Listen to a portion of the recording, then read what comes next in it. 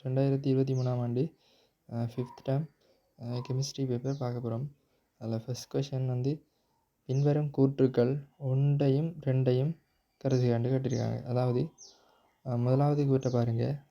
அணுவின் நீரேற்றப்பட்ட துணிக்கைகள் சிறிய கனவளவில் சரிவாக்கப்பட்டுள்ளன. கேள்வி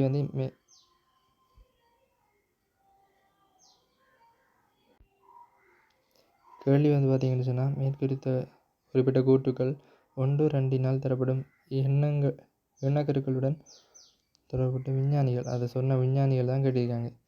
அப்போ முதலாவது கூற்று, அணுவின் நீரேற்றப்பட்ட துணிக்கைகள் சிறிய கனவளவில் சரிவாக உள்ளன. நீரேற்றம் மட்டும் சொன்னால் புரோத்தனை பற்றி சொன்னவர் என்எஸ் ரதபோர்ட், சரிதானே? ரதபோர்ட்னு சொன்னால் அப்போ முதலாவது கூற்றுக்கு என்எஸ் ரதபோர்ட் என்ற விட வந்தால் 3, 4 தான் விட. ஸோ அதெல்லாம் ரதபோர்ட் இருக்கார். ஸோ ஜே தாம்சன் லெத்தனை பற்றி சொன்னவர். நீல் போர் இதை பற்றியெல்லாம் சொல்லலை. ஜேம்ஸ் ஹட்விக் நியூட்ரனை பற்றி சம்மந்தப்பட்டவர். ஸோ அப்போ நம்ம 3வது இல்லை 4வது வரை மட்டும் தான் சொல்லலாம். ஸோ அடுத்த கூற்றை பார்ப்போம். ஒரு மூலக்கூறு அல்லது அயனின் மைய அணுவை சூழ்ந்துள்ள இலத்திரன் ஜோடிகள் ஒன்றிலிருந்து ஒன்று அணு அதிகூடிய தூரத்தில் ஒழுங்குபடுத்தப்படும் என்று சொல்லியிருக்காங்க. இதை சொன்ன யாருன்னு அர்த்தம் சொன்னால் இது வந்து ரொனால்ட் கில்ஸ்பி தான் சொல்லியிருக்காரு.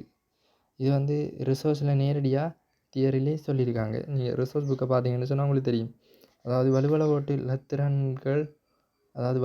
இலத்திரன் சோடி தள்ளுகை கொள்கை என்ற தலைப்புக்கு கீழே இந்த வசனம் அப்படியே இருக்குது, தியரியில் இருக்கிறத அப்படியே அடித்து வச்சுருக்காங்க.